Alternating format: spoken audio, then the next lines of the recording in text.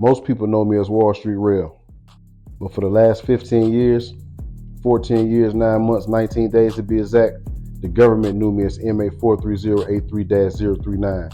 You're not tuned into my fair vacation.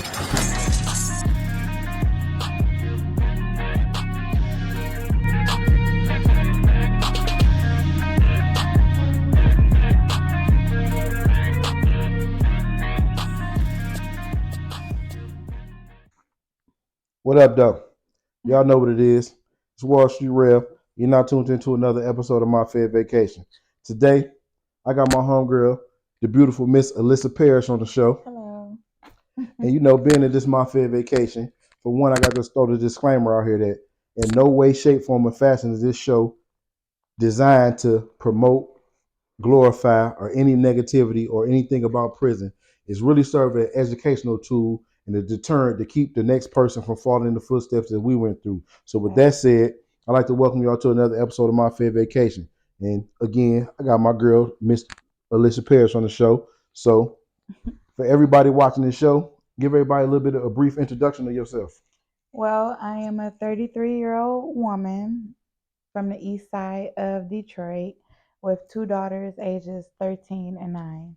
That's all I'm telling right now. And don't get it confused. This is my fair vacation. So as beautiful as this woman is, yes, she did do federal prison time too, or she wouldn't be sitting on my show. So Facts. for the viewers out here, I know you don't want to get too intimate into details, but give everybody a brief summary of what you went to prison for. I went for conspiracy to distribute. I'm not going to specify exactly what, but it was conspiracy to distribute. So I'm a victim of the conspiracy law, and that conspiracy law is wide ranging, meaning that all you need is two or more participants to say that you've done something, and you can get found guilty of this crime and serve time in a federal prison under the conspiracy law. Like you don't have to get caught with Facts. nothing. All you need is two cooperating Facts. witnesses to say that, okay, Terrell did this, Alyssa did that, and your ass gonna be in a federal prison. So Facts. everybody out there living a life, please be aware of these conspiracy laws and keep your head on the swivel and be careful who you're dealing with. But Yeah. that's neither here nor there now. We'll break that down in another episode. So as far as once you were indicted, hmm what was that whole process like? When you got indicted, did you know you was being indicted, or how did that go? No, I was at my cousin's house in Romulus, and um, I received a bunch of phone calls from my kid's father and his mom. And when his mom don't call me that much, but when she called me multiple times, I knew something was up. And at that time, he was calling me from jail. And so I called his mom back, like, what's going on? Hello? And then she was like, frantic. You could hear it in her voice that something was wrong. And so, like, I'm like, what's going on? I went to another room. I'm in there with my cousins, all of my sisters, like the kids and everything. So I'm like, I went to another room and I'm like, what's going on? And that's when she was like, I'm making sure you're okay. I'm like, what do you mean I'm okay? I'm in Romulus at my cousin's house. And that's when she was like, you've just been added to a superseding indictment. And I'm just trying to make sure that you are okay. Have they picked you up yet? And I just lost everything inside of me. So being that you said you was on a superseding indictment, hmm for everybody that don't know, a superseding indictment is an indictment that was previously filed, and supersede means they added someone to the indictment. So Yes. was it your baby father that was on the initial indictment that you got superseded off of? Yes. So to a certain extent, you was aware of a little that it could have been coming. Um, Around that time, I can't really.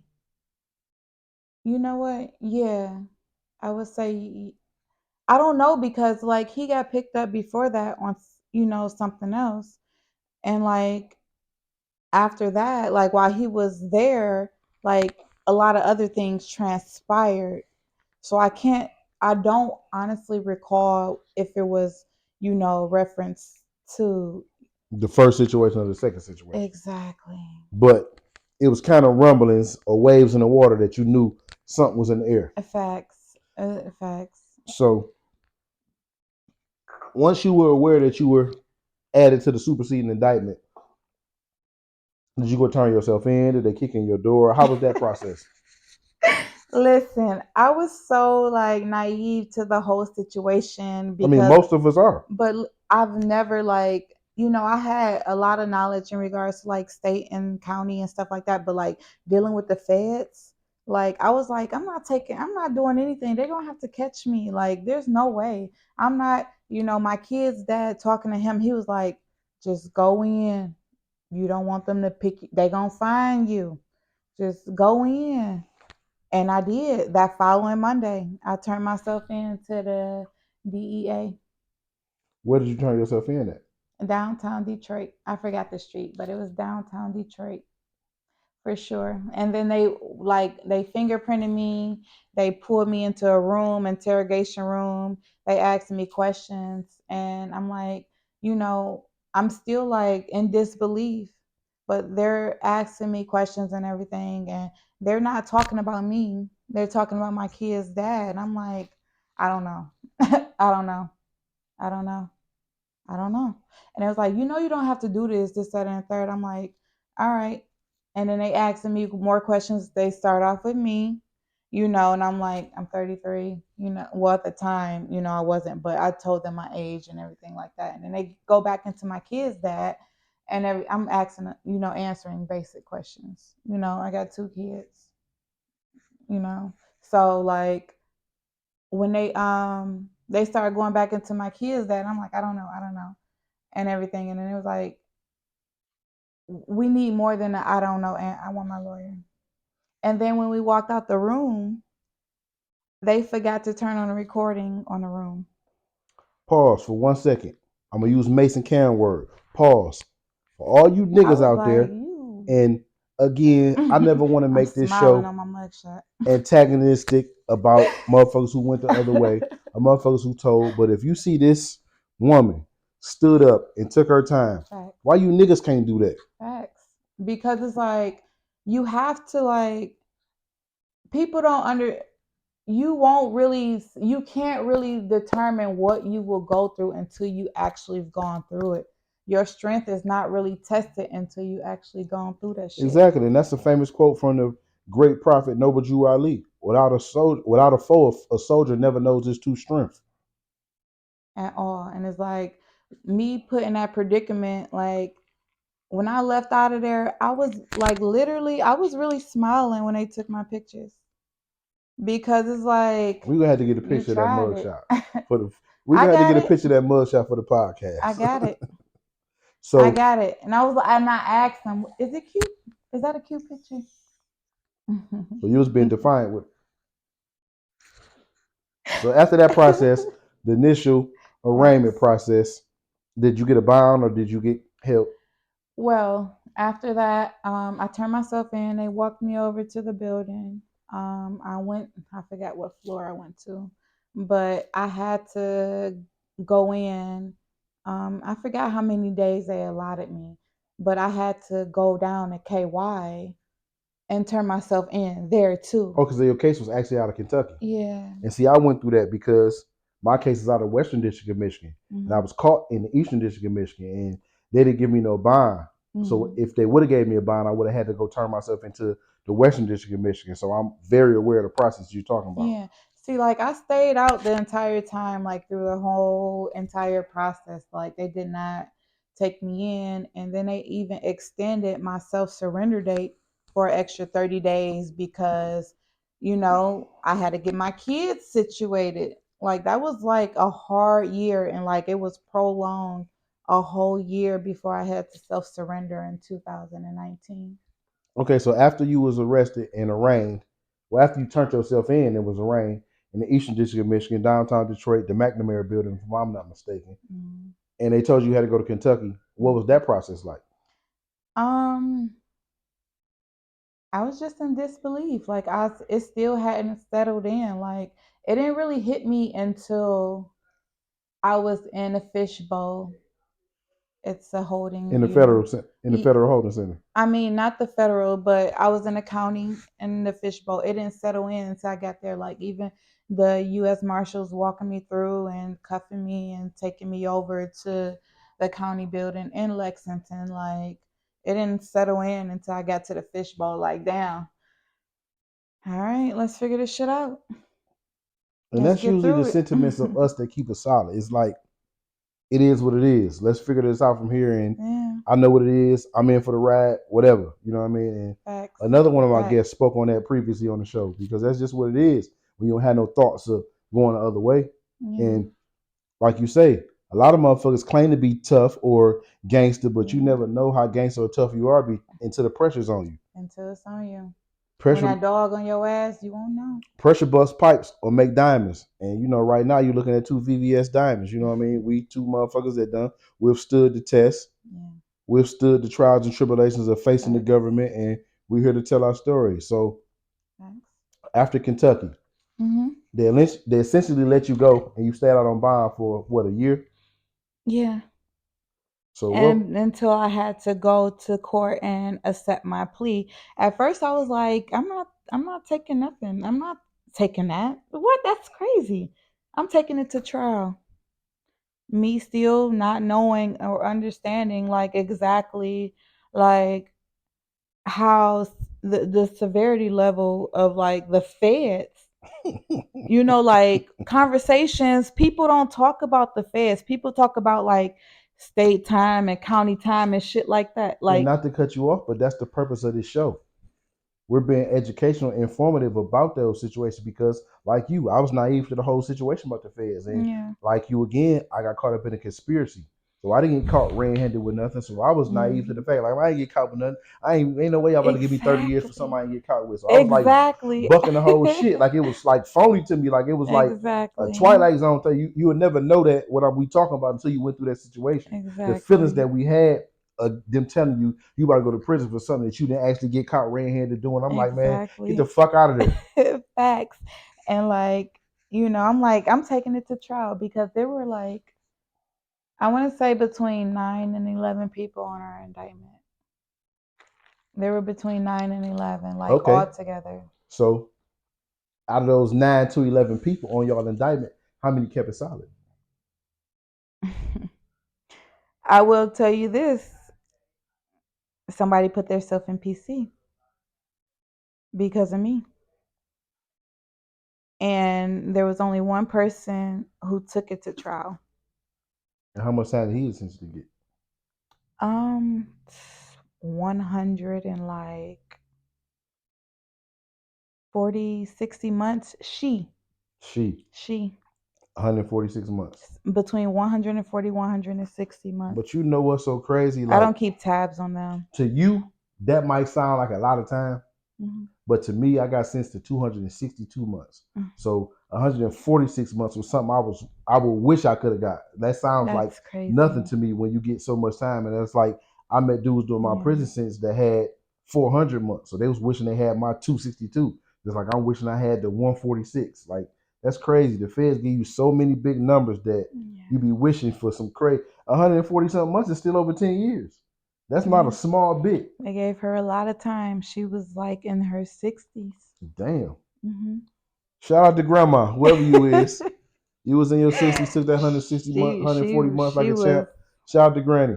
she was she was up there. Okay, so after that process, they let you go. You was out on bound. Hmm. What was some of the thoughts that was going through your head, knowing that you were essentially on your way to prison? What am I supposed to do to prepare my girls? Like, are they going to be okay? I was cool. I was cool because I was like mentally prepared. Like, like we had conversations in reference to like if this was to happen, but I never really prepared myself for my daughters. Like I knew what I was getting myself into. Would I do it again? No, not ever. And that's real. Like, Ever, and like I said, this ever, the ever, last ever, female I had on ever. this show. she gave some answers that I'm not gonna say I agree with, or maybe some of our viewers don't agree with, but it was real. Yeah. So I would rather a I person be appreciate your real honesty. and speak their truth than get up here on my platform and just say some shit that you think that's gonna appease their Facts. audience.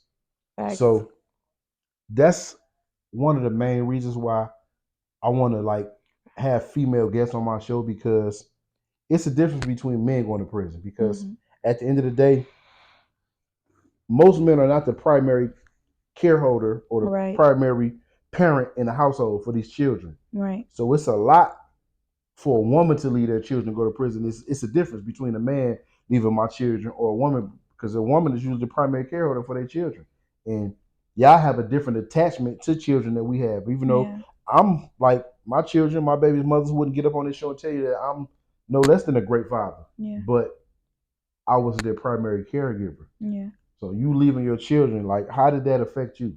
Yeah. And like the kids, they lost not only me, but they lost their dad as well. And like, being in that predicament and everything, like my girls were younger, of course, but it was like nobody's gonna raise your kids Like you like gonna raise you them. at all. Like when I, Nobody's gonna raise your children like you gonna raise them. they did a good job. My kids were alive when I came home, so I was very happy, but like the mindset that they were in, like it was not, oh my God, it was not cool at all. Like I literally, when I came home, I literally had to reboot my kids because everything that I instilled in them was gone. But Majority of it. this is a blessing. I don't know if it's to say you're lucky, but the fact that they They were were not young okay. and you didn't do a lot of time is a blessing. I can't say nothing Yeah, short of a blessing, I because agree. think of my situation. I I agree. went to prison. My children were 4 and 5 years old. Hmm. I came home, they were 19 and 20. So it was hard to reboot them. Like we're still going through that today, where my children have qualities and traits that I don't like, stuff that I wouldn't have instilled in them, but they got this because I Facts. wasn't there. And it's Facts. hard to reboot an adult as it is a Yeah, they're younger set in child. their ways. Yes. My kids were doing a lot of things that like were, what? I'm not even gonna take it there. I'm not gonna touch on that, but I appreciate the people that did, you know, take care of my girls while I was gone and hold down the fort. I appreciate y'all. I do. And I showed my recognition when I came home. I really did. But nevertheless, like I appreciate y'all. My girls were alive, you know. Thank you. And I'm gonna just leave it at that with them. And I'm not gonna say we have a personal relationship to allude there's anything between me and you, but we have a friendship outside Yeah. of this show. So I can sit here and attest to what type of mother you are and how you Yeah. care for them girls. And I can imagine what you were going through being the type of woman you are and the type of Yeah. parent you are to those kids. So to be able to have to leave those girls and like to basically push them to the wild because you don't have no control over what's going on in their lives. So I know that had to No. be like devastating to you. It was. It really was. But like the thing that kept me going in there was the video visits. Like I allowed my mom to bring them to see me once, but outside of that, I did not want them to see me in that state. I even took it as far as like lying to my kids. Tell me you was at school. I told them I went to boot camp. I didn't tell them I was being locked up because I wanted to save fate. Like, mom is not this type of person. Like, I went to boot, and I told them, like, I sat them down. Like, I talked to my girls.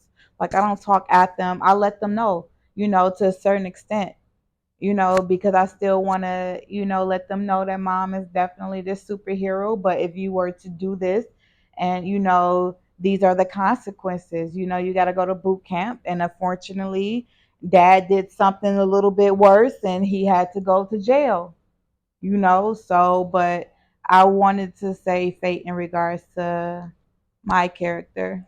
And I'm gonna speak on the video visits for a second because I'm a firsthand believer of knowing the communication means a lot with your children. doing Yeah. the prison bit, like that can make or break your relationship, Yeah. especially when you're gone as long as I was gone. Yeah. In male institutions, in no male institution in the FBOP, we don't have video visits. That's a privilege Mm. that females have that we don't have. Mm. So me basically, I had to break the law to have those type of privileges. I had to get Understood. illegal cell phones and FaceTime my children, but Goes that was a without risk I saying. was willing to take any day. Yeah, It was facts. a point in time, man. Anybody who know me or been following me, been watching my page through the years, you can see this, and you can still go back and see it. My son was maybe in sixth or seventh grade. He was getting in a lot of trouble in school. I made it a point where fuck being on Instagram, fuck watching porn on his phone, the shit we do on phones in prison. I'm making it my point to every day at 6 o'clock, I'm calling my son on FaceTime and I'm gonna sit here and watch you do Yeah. this homework. Same thing I did. I was on the phone though, doing homework with my Yeah, girls. I was on the cell phone, illegal cell phone, Yeah. risking getting extra time in prison, but that was the lengths I was willing to go to still be a parent. Yeah. So that Facts. like it's so distasteful to see dudes in prison that don't give a fuck about their children. Yeah. Like that's all I live for. And I'm not a fucked up parent in no aspect, and no, I can't even. I'm at a loss for words for even trying to describe that. But we're of the same generation. You're a little bit younger than me, but we're of the same generation. So most of us saw our parents doing a lot of shit that they wasn't supposed to do, or our parents were just breaking their neck to put a roof over our head and clothes on our back, where we Facts. wasn't really guided in the way we should have been guided from a parental aspect. Facts. So But that's where we come in to like break generational exactly. curses. So that was my whole thing. Like, no matter if I'm in prison or not, I'm gonna still be here for my kids to try to steal them and teach them stuff that I think they should have. You know what I'm Right. saying? So when he was fucking up in school, I don't give a fuck about getting caught with his phone or nothing. Now, every day at 6 o'clock, regardless of what's going on, I'm gonna be on FaceTime with your ass. You go do this homework in front of me. That's right. We're gonna do this homework together, as That's if right. I'm there, That's right. or as if I'm on vacation in California somewhere. That's Remove the right. prison part from it. Yeah. I'm here as a father. You Yeah. fucking up in school? No, dog, I ain't going for that. That's Because right. I'm not trying to have you as my celly. Right. Because I've seen several times that dudes were cellies with their son. And that shit Mm. was so heartbreaking. Like, because Yeah. in no shape, form, or fashion would I try to preach this life or teach my son this life. I want my Yeah. son to be a square. I Yeah. remember my son was a kid, he told me he wanted to be an FBI agent. I encouraged that. Mm. I'd rather you Mm. be an FBI agent than an inmate. Any Mm. day. Understandable. Understandable. Like my daughter is like, I wanted to raise them outside of Detroit. I always wanted better for myself and my girls and everything like that. So like I took them out of Detroit. When everything transpired, we were living in Clinton Township. But my mom, she called me this, that, and third. She labeled me as this, that, and third, like I'm bougie and all of that. But I just want better for my kids. Like I don't want them. And my mom, she got offended when I told her like I'm literally since I've been home, like I've literally been. That's all I'm trying to do is break generational curses. Which we should be doing. Yeah, That's the facts, way to go. facts, I can't say nothing. I mean, facts. I can't I can't preach. I don't know if that's the right word to use, but I can't. That's what it's supposed to be. Like if anybody's Mm-hmm. not trying to be better than their parents, Mm-hmm. you wasting your time. Especially Mm-hmm. '80s babies generation, because most of our parents were crackheads or struggling to make it by and make ends meet. So we Yeah, didn't have supervision. yeah. Like I give my baby mama all the credit in the world. Like she's a great parent. Like I'm Mm-hmm. blessed that my son is 20 years old and he's grew up in Detroit on the east side, but he's not a street dude. You know what I'm Yeah, saying? Now, of course, he has friends in the street and he ain't a square, yeah. but Facts. you ain't trying to be like your father. You're not trying to sell drugs. You're not trying to run around with the pistols and none of that shit. So I Yeah, give her the credit for that because at facts, the end of the day, I wasn't there to facts. instill certain shit in him that he has in him on his own. Like, Yeah. okay, right now, I don't know if you're aware of what's happening in the news as far as Detroit shit, but a couple Mm-mm. weeks ago, maybe Too I don't know how depressing. long I ago it don't was, like being but depressed. his friends they went and tried to rob the jewelry store in Great Lakes Crossing, tried to do a smash and grab. And Mm. these are his friends he be with every day. All of them in jail. He's the only one that's missing from that crew. He ain't do no sucker shit and tell them or not, but his thing was, I'm conscious enough to know I don't want to do that, and I'm not going with y'all. And I have to give that credit to his mother for instilling him right and wrong, or just the Yeah. consciousness to know some bozo shit when you see some bozo shit. You know what I mean? Mm. Because most motherfuckers are influenced by their friends more than they are by their parents. Because I was influenced by Yeah. the streets more than I was by my parents. I think that naturally happens when you talk to your kids. I mean, talk at your kids instead of talking to them like how we're building dialogue and having conversation and stuff. Like I kick it with my girls. Like they're 9 and 13. Like I kick it with them like about everything. Like and I want to be the bigger influence on every decision they make versus them going to school and being in school for 7 8 plus hours because they have cheerleader practice, volleyball, different games. My kids are very athletic. I keep them in everything, but it's like I want to be a bigger influence on them Then than their friends. their peers. So like I talk to them and not at them. I don't curse them out. I don't belittle them and call them names, and because they have feelings too, and that's very rude and disrespectful. There's no way. So my girl's like, I've gone through my 13-year-old phone and I looked at her conversations that she's had with her peers, and the shit that I'm sorry, the things that I talk to her about and everything, like she practices, in conversation. I'm like, I know that's right. So you just gotta, your influence has to be way stronger than their peers, no matter how many's in that army. Definitely. Hmm. So after you got arraigned in Kentucky, you was out on bond for a year. Hmm. We discussed the feelings you had with leaving your children, how you Yes. prepared yourself to leave your children. So at what point did you actually turn yourself into federal custody? I self surrendered the end of July in 2019. What did you self surrender to? Lexington, Kentucky. I turned myself in to my lawyer's office, and then from my lawyer's office, we walked over to the courthouse and went down to the U.S. Marshals, and then the U.S. Marshals from the courthouse took me around back and held me there for like 10 to 15, 20 minutes before they handcuffed me and took me to the county. And from the county, you went to where? From the county, I had to stay there until I was sentenced. And I had my sentencing date a month after. So I stayed in the county for a month. And then let's see, my sentencing date got actually pushed So they back. made you self surrender when you pled guilty. No, they let me stay out for, I pled guilty April 2019. And my judge set a date for June 2019 when the kids got out of school, and they knew that they were going the judge knew that the kids were going to my mother's house, and my mom's a truck driver, and my mom was on the road and she couldn't come home right at that moment, so my judge extended it for another month. That's how it went from June to July. Well, at least he was compassionate enough to do that. Because most of them judges don't She give a fuck. Yes, she She. was. But maybe that plays a part in too that you had a female judge. So she can She identify with a Yeah. woman more than a male can identify with And a I woman. appreciate that. Nevertheless, I do, because that allowed me more time, to prepare my daughters and like try to figure out how to tell them I'll see you later.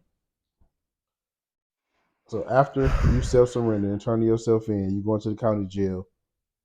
What actual first federal prison? Well, not first because you maybe not did time at multiple prisons, but Yeah. what actual prison did you actually go to first? It was a camp, so I wouldn't call it a prison. I was in a camp, FMC. Alderson. No, in And Lexington. Lexington has a women's camp. Hmm. So you didn't experience kind there none. No, it was like a big ass sleepover. I didn't have like, of course, like I had to be like at my bed and all of that at a certain time to be counted. And all of that. But when COVID hit, it got real bad when COVID hit. Okay, so before we go too far into that, because Hmm. I COVID definitely was a motherfucker to be locked up during Yeah. COVID, and for me, I went to the shoe as soon as Mm. COVID first really hit the BOP. Mm. So it was like crazy because a lot of inmates that had been in the shoe before COVID even hit They didn't had to even know stay nothing about longer. COVID. And I'm Hmm. coming to the shoe when COVID first started, so I know a little bit. Yeah. And we all just back in that shoe, 23 hours in one in that cell that don't know what's going on. And I Mm. get to USA Today, and all we seeing is motherfuckers dying every day. The death Yeah. rate is going up, the death toll is going up. So we like, damn, Yeah. we didn't think we was gonna make it out of prison from being in the Mm. shoe to COVID because like I know the guards, the administration didn't give a fuck about us during COVID. But we'll revisit that a little bit later if we had time. But you going to Lexington, what was your first day like on your fair vacation at Lexington FMC? Welcoming. It was very welcoming. Explain, elaborate, detail Um, it. like literally when I first walked in, like it was ladies at the door. I forgot her. I think I want to say Miss Teresa. She was at the door to welcome us in and show us around, and the camp. The Even though it was a piece of cake, it was literally cakewalk. The camp, there's no locked doors and all of that, but there's nowhere to be. Like at the end of the night, like there's nowhere. That's not nowhere you want to be. Like yeah, it's cool because it's a lot. It keeps you busy.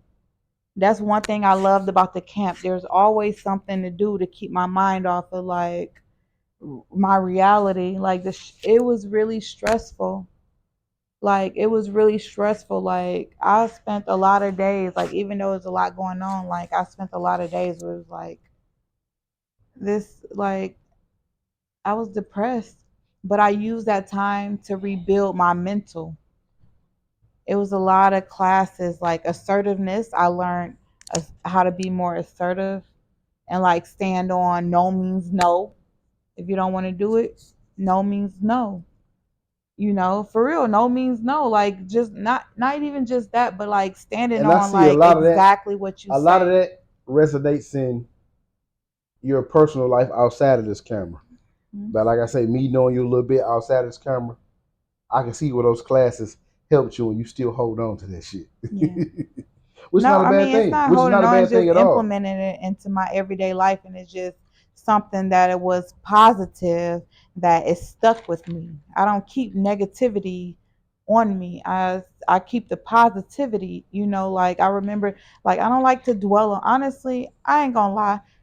That's everything I went through in regards to, the time I did and everything like that. I don't like to dwell on that shit. I really don't. Like, yeah, I appreciate, the levels it raised me in regards to my mindset and everything like that. But I don't like dwelling on that because it's negative. Like I went through a lot. I went through hell. Like, and I'm not just talking about my kid's father. I'm not talking about his mom. I ain't talking about my mom. I ain't talking about my friends and family. I'm talking only in reference to my kids and I. Only. Like I went through hell with them. Like I really did. And like that part is what kills me the most. And like that negativity in regards to like that whole transition was just, I don't care for it. So, After this conversation, after this interview, I swear to God, I'm not talking about it no more. well, in that aspect, I appreciate you coming and blessing my platform with getting this out and Yeah. getting over it and leaving it in the past. Hmm. Because I told the last guest I had on my show, like, I don't think I've been home long enough to get over that, the Yeah. trauma of that, because I was gone for Yeah. so long. That's, But I eventually want to be in a position you in where that's my past. I don't talk about it. It is what it is. yeah. It helped shape me to make me to who I am today. But fuck that shit. You know what I'm Yeah. saying? I'm pulled off from But that shit. see, like you did so much more time than me, so it's going to take longer for you. Like I came home and 2020, I did a year and some change. I came home in 2020, and from it's 2024 now. So like honestly, it probably 2022, 23. I put like I'm not speaking on that unless it come up in conversation. Like like. But after this, like I'm not, because like I'm so much, I'm just keep elevating and everything. I don't want to just keep looking at the negativity in the past. That ain't even relevant because Definitely. And I it's not. definitely share the same sentiments with you. And hopefully I get into a space one day where I can be removed from this shit like you are. You know what I'm saying? But 6 months and some odd days in, I'm just not there yet. You know what I'm saying? But Mm, that's it's the goal because I don't want to be stuck on this prison shit because for yeah. one, my mindset during prison was I was never in prison. And that's Facts. where the title My Fair Vacation comes from. That was Mm, my mind state to get me through that I was on vacation. So a lot of the shit the dudes gave a fuck about in mhm. prison, I never cared about. Just I don't like know I how to play said. chess. I really wasn't one that played gambling tickets, and I didn't give a fuck about no prison activities. I was always in the street. My man was always in the street trying to do something in the street, stay relevant in the street because I knew I was Yeah, coming home one day. that right there. So now that I am home, I'm trying to shake that and blossom out of the shell of the prison shit. You know what I'm saying? So hopefully one day I will be in a position where you're in a position. You know, it's a work. Every day is a challenge, but that's what I'm going towards, and that's the Yeah. focus on where I'm trying to go in my life because this shit is like I use it as a stepping stone. But, And if I can get paid off my pain from talking about these prison stories and everything, cool. But dwelling on the past and being stuck in that mind state, that's never where I'm planning on being. yeah, but it's like, different strokes for different folks. Like for me, like, I block out negativity. For some people, you might have to talk about it to get through it. So it's like, it's different strokes for different folks. And that's one thing about this show. Like this podcast is very therapeutic for Yeah. me. Yeah. Like talking about certain shit that I went through and like I said, I always have to state this disclaimer once again. Like a lot of people thinking it's for glorification of prison, but it's not. Like these conversations are healthy for me, you, and other people that have been through it to talk about this shit to get Yeah. it out of our system, to Yeah. remove it and move on from it. You know what I'm saying? Yeah. So I definitely respect where you're at with that. You know what I mean? And like I say, hopefully one day I can get to where you at. You know what I mean? And that's what I'm striving towards to get to where you're at, where this shit is just in my rearview mirror. You know Yeah. what I'm saying? So you say your first day at Lexington was welcoming. Yeah. So in men's prisons, it's like a ritual. Like when the bus comes in, everybody's looking for their homeboys, where they from, or you from here, your homeboys over Yeah. here. Is it like that in women's prison? Did you experience that? Yeah, we did. We went to what was called a bus stop. And the bus stop, it held quite a few bunk beds. I don't remember. It was very hot. And over there, you kind of get to know everybody. It's like literally probably, I want to say like 20 girls at the bus stop. That's where you go before you design, I'm sorry, not design, but, Designated. designated a room, and everything like that. So over there, like everybody's trying to figure out, where you're from, and oh, that person's from Detroit, that person's from Detroit, that person's from there, and like in a camp, everybody openly talks about their case too, openly. Ain't nobody, of course, it's no secret and everything like that, and it's no, I mean, certain girls were clicked up, but not really. Everybody was like really. It was, it was just like I didn't want to be at a sleepover. I would So I rather had a be with my female, kids. I had a female guest on my show before, and she was like, pretty much we know how women are. Women pretty much get along more than men. Mhm. And she said it really wasn't no politics as far as the prison politics that men go through, as far as Mhm. the ge- Dominance geographical and thing, all the where you're from thing. cockiness So and was it anything like that at Lexington? Like, no, nobody cared about that, at all. And I used to braid in there, and the braiding money that I made, I paid off my tabs because I still had to keep my nails done and my eyebrows and all of that stuff, like my hair braided and everything. Like I kept all of that done.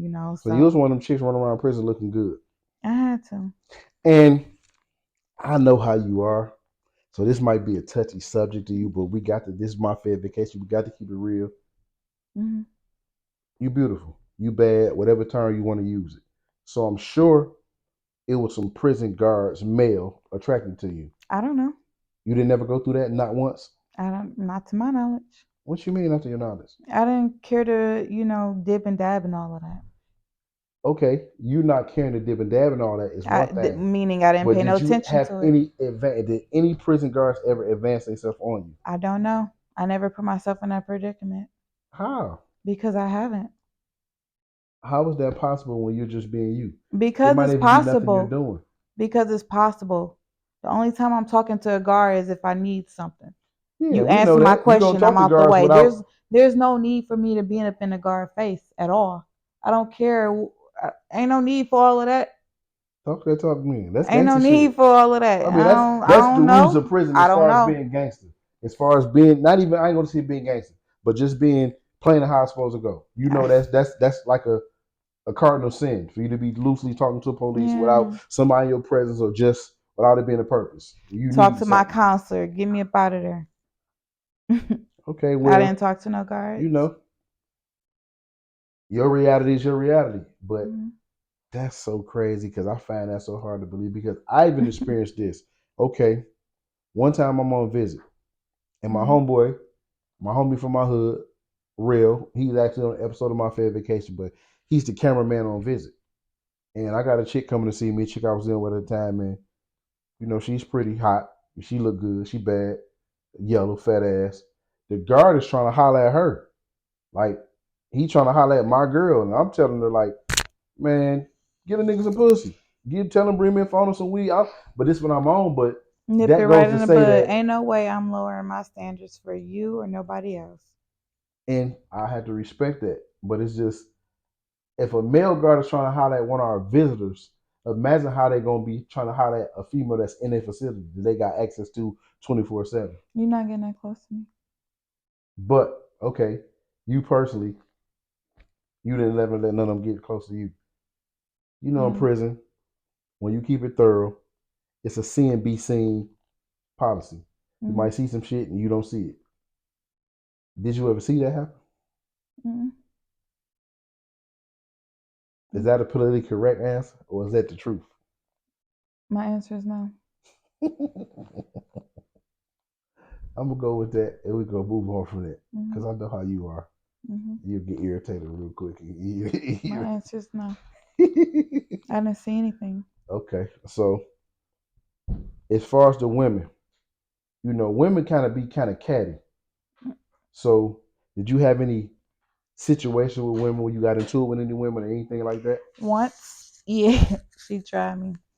Don't speak on me. Tried you on what aspect? She tried to, associate me with somebody in a negative manner, and me dealing with the person as an associate, even still, friend or not, don't put my name in nothing negative because that's not who I am. So it's like I said something to her, and it went from there. And she tried me, and Tried you like how? she tried me. Let me see your knuckles, bro. You don't look like you got no scars on the motherfuckers. Like I you was don't. good.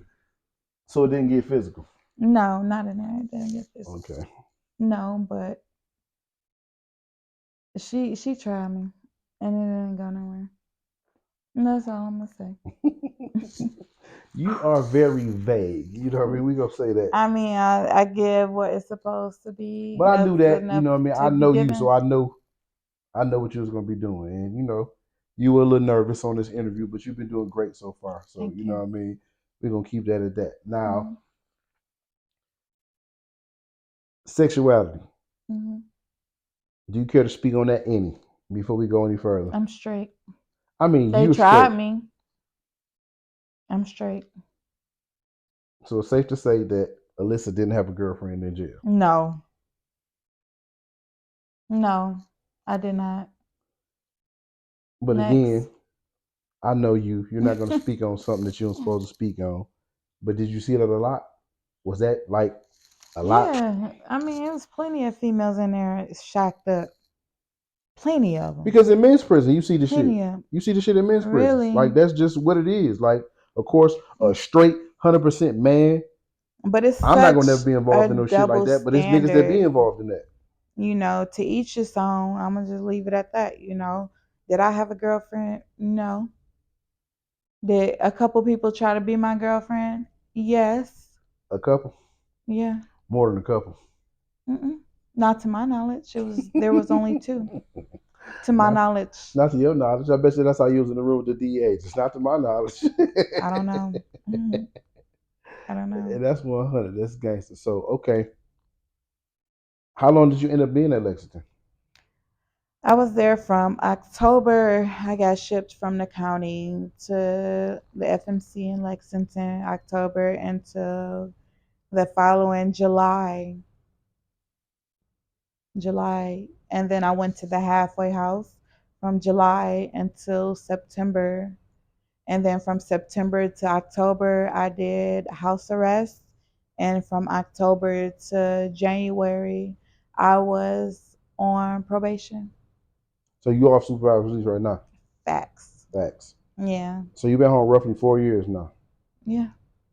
No hiccups. No, because I wasn't a bad girl. I'm a bad girl, but I'm not a bad girl. I know what I know and everything, but I'm not a bad girl. I just know what I know. And like, I basically they try to give me like guilty by association type of stuff, like, oh, well, your kid's father is in it, so you're a part of it. That's how ultimately I got dragged into everything, but I just know what I know. Okay, so I'm glad you said that because that's the topic I wanted to discuss. Hmm. Your case was basically you say guilty by association, but it was because your baby father. It was something he was doing that you was just involved in because you was involved with him. Kind of. Correct? Kind of. Kind of. How many women did you see in that situation in prison? Mm. Um, a couple. I want to say I want to say a lot because a lot of ladies I was, in there with were bosses. And I know, I have a relationship with a few females that's been in prison and they like bosses in their own right. You know what I mean? Because it's some instances where a lot of these chicks be putting these niggas on that y'all see that y'all think got all the ice, all the jury.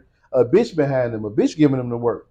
Like look at Big 50. If you know who Big 50 is, look at Big 50. Well, she's somebody from Detroit that was Hmm. behind a lot of these niggas that was out here getting money that niggas thought was just the man. But it was a bitch behind, oh, excuse my A language, but a lady. lady behind them. Hmm. So, but you have seen an instance where a woman got tricked up by being not even naive is the word, but by just being loyal to the man that she was dealing with. Yeah, and like, that just comes with, having, kids by him and everything, being their significant other, like, husband, wife, I mean, boyfriend, girlfriend, kid's father, kid's mother, that's just like guilty by association. It's a part of the game when you're dealing with a motherfucker in that life. Yeah. Yep. So So. you've been home 4 years, no hiccups. Mhm. I know a little bit about what you got going on as far as in your personal life, and we don't want to get into that. But what I do want you to do is I'm gonna ask you this question. What advice do you have for any young female watching this? Don't do it, girl. Don't do it. Don't do it. Don't do it. I would never do it again. Ever. Like, I ain't gonna I'll pick you up. You flying in, and I ain't all of that stuff being I'm don't do it. Don't do it. It's not worth the turmoil that you are going to go through. Like, I thought I was like mentally prepared, like during the, situations and everything. Nothing is going to prepare you until you get behind them doors. And that's all you have to go off of. And like my kids, you have to figure out your sanity. My kids kept me sane. Like, I done been so many, like, I done had so many conversations with different ladies in there trying to keep them sane.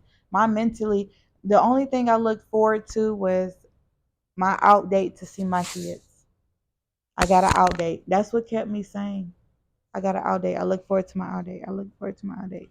Okay, so speaking on that, you know, It's you not was worth it. blessed, fortunate to not do a substantial amount of time, to be gone from your kid's life for a long period of time, like I was.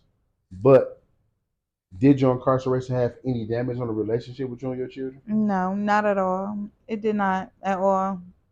At all.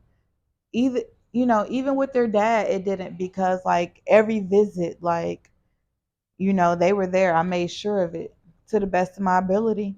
I made sure of it, but and I kept my visits, my video visits, and then when they came to see me the one time and everything like that, like I kept, you know, mm-mm. And I'm a strong believer of that. And ultimately, my goal is to push this platform to push me in a better position to actually have a nonprofit for children with incarcerated parents, because Mm-hmm.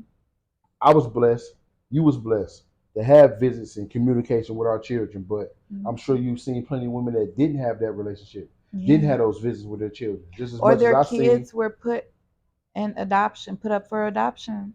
Like, that was sad. and I've seen that That numerous was so times over the sad. years. For 15 years, I've seen men not have relationships with their children. And me being the father I was and having the contact and relationship I had with my children helped me come home and have a smooth transition into being a father again. Yeah. So my goal is to be there for not only the children, but for the men and for the women that don't have that support to Yeah. have the relationship with their children, the Yeah. visits and everything, because like that's major. Hmm. Like this shit is designed to break our families up. Like when I came home, like my transition back into my kids' lives was very hard.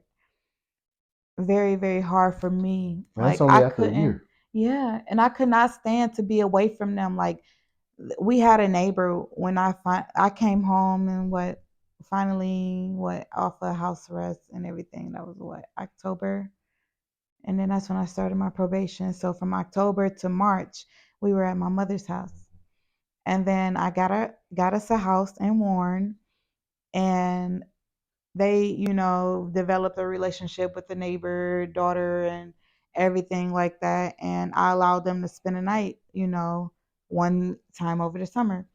And I just broke down so bad. Like I cried. I had separation anxiety because from the time I got home, to being at my mom's house to, us, to up into that moment, like it was just my girls and I, because their dad was just still locked up and everything like that. And they wasn't with him or not, of course, but being there, having them, and they literally next door. Like I called them, like I hyperventilated and everything. I could not stand to be away from my daughters, like at all. And that lasted for probably about a year.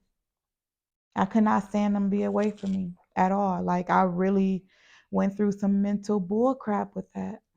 Well, take it from me, because like I say, my situation is a lot better than a lot of dudes I've seen. And you're nothing less than blessed to have that still relationship with your children, and for your incarceration not even damage your relationship with your children. You know what I Yeah, mean? So I hope you're really aware the situation and in the fact. blessings that came your way with that. I ain't politically correct. I can't speak.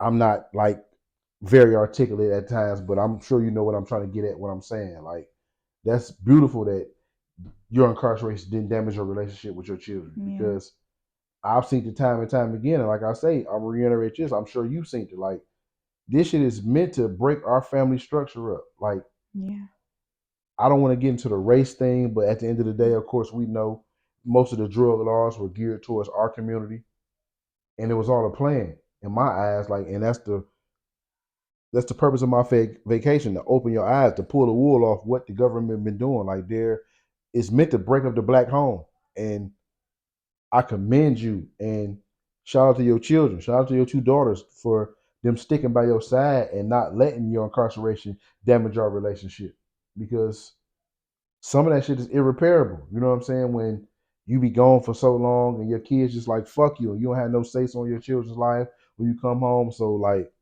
None.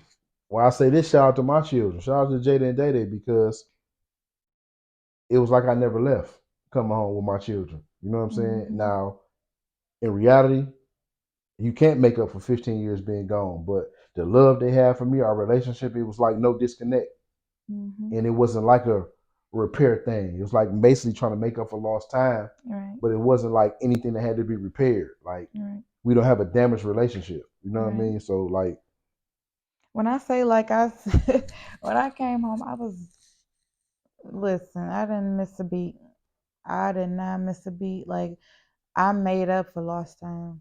I had to. I felt like I owed it to them. Like when I say I went above, like I already go above and beyond for my girls, but when I say I went the extra mile to show them, like I am sincerely from the bottom of my heart, like I'm so sorry that I put y'all through this. I really am. oh man, it's definitely like, again, I can't say this enough. It's definitely a blessing that you have that great relationship with your girls, and I know you. I know the woman you are. I know the parent you are, and I commend you for that. And being a great parent, that's just what we're supposed to be. So it doesn't deserve any accolades or any applause, but at the same time, it does, because you got so many that's not great parents. You know what I'm saying? So when I see a great parent, it's such as myself or such as you, it deserves a it deserves me to speak on that. It deserves me to bring it up, an acknowledgement. You know what I mean? Yeah. So I definitely applaud you for being the mother you are, the woman you are. You're strong. You did your time, 10 toes down, held it down like a woman. You know what I'm saying? So in closing, I wouldn't say I necessarily held it down like a woman. I held it down as an individual who stood on value. say it again. No. Say it again. I'm saying, because that's just so real. It's Because a not, lot of motherfuckers don't have values, morals, yeah, and principles, and that's what's yeah, wrong now. yeah, Motherfuckers just sell their no. soul for even now petty Instagram Mm-mm. likes. So imagine what No. a motherfucker do to not be in prison. You gotta stand on it. Like whatever, you gotta stand on your business, man. You can't just say one thing and then do and show another. Like, would I do it again? No. Would I stand true to who I am again? Yes, I would. Fellas, all you so-called gangster niggas, how y'all feel? And I'm gonna even say all the gangsters. And gangsters is a term I don't want to use, because most gangsters tell. Like, that's just a fact. Look at the history. Look at all the gangsters. Most gangsters told, but thorough men, or proclaim to be thorough men. But this ain't even directed towards y'all. To all you suckers out there, listen to this woman saying she stood on her morals, she stood on her principles, and y'all niggas can't do that. Yes. It's a shame, man. That's a shame, man. Most of y'all know me as Wall Street Real, but for 15 years, the government knew me as inmate 43083-039. You're not tuned into My Fair Vacation.